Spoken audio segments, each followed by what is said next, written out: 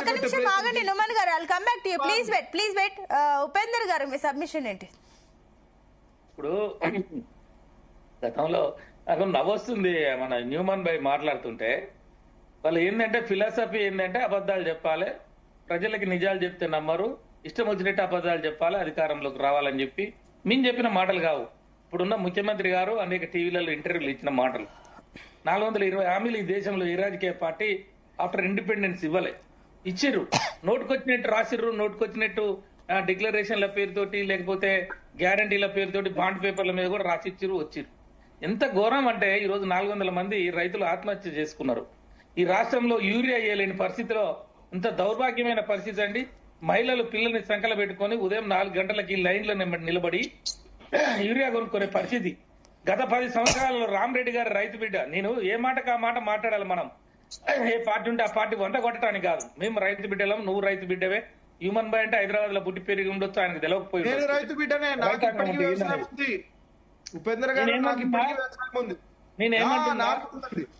నేనేమంటున్నా, మనం గ్రామీణ వాతావరణం నుంచి వచ్చిన వాళ్ళం. మొన్నటిదాకా రైతాంగం ఎంత ఇబ్బంది పడదో మనకు తెలుసు.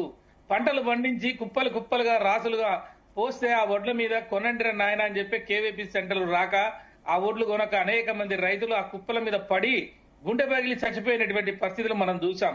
ఇంకా రైతు బంధు అందరికి రాలే, రైతు బీమా ఆపేశారు. ఇలా రైతాంగం మొత్తం కూడా ఎందుకు ఆ గతంలో ఉన్న పరిపాలనకి ఈ రకమైన పరిపాలనకి తీసుకొని వాళ్ళందరూ కూడా ఏడుస్తున్న పరిస్థితులు మనం చూస్తా ఉన్నాం.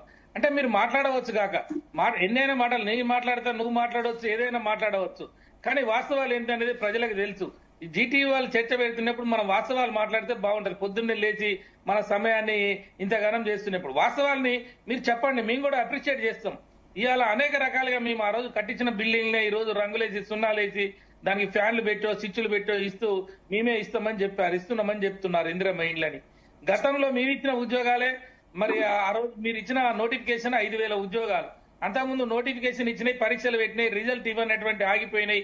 ఈ ఎలక్షన్స్ కు ముందు అవన్నీ ఇచ్చి 50,000 ఉద్యోగాలు ఇస్తామని చెప్తా గారు. Exams conduct చేయలేకపోయినారు.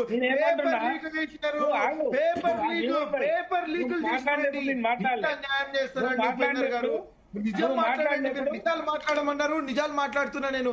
మీరేమన్నారు? ఎగ్జామ్స్ కూడా కండక్ట్ చేయలేనటువంటి దౌర్భాగ్యమైన పరిస్థితి ఉండేది నాడు. పేపర్ లీకులు జరగలేదా? పబ్లిక్ సర్వీస్ కమిషన్ లో ఉన్నటువంటి సభ్యులు చేయలేదా? పేపర్ లీకులు చేసిందా చేయలేదా? ఎగ్జామ్స్ క్యాన్సిల్ అయినా అవ్వలేదా?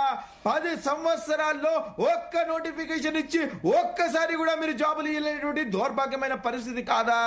పబ్లిక్ సర్వీస్ గ్రూప్ 1 కానివ్వండి, గ్రూప్ 2 కానివ్వండి, గ్రూప్ 3 కానివ్వండి, గ్రూప్ 4 కానివ్వండి, ఎగ్జామ్స్ కండక్ట్ చేయలేదండి. మీరు జాబ్స్ గురించి మాట్లాడుతున్నారండి. మీరు విద్య అనేది పేపర్లు కూడా లీకులు చేసిందండి. మీరు పేపర్లు కూడా నిన్న ఉస్మానియా యూనివర్సిటీలో విద్యార్థులు తరిమి కొట్టారు ముఖ్యమంత్రిని. ఎవరిని తరమలేదండి.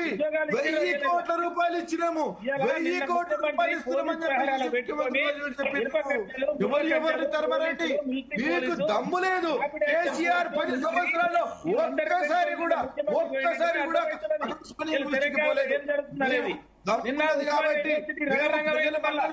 కాబట్టి 2 సార్లు పోయిండ్రు రేవంత్ రెడ్డి గారు, 2 సార్లు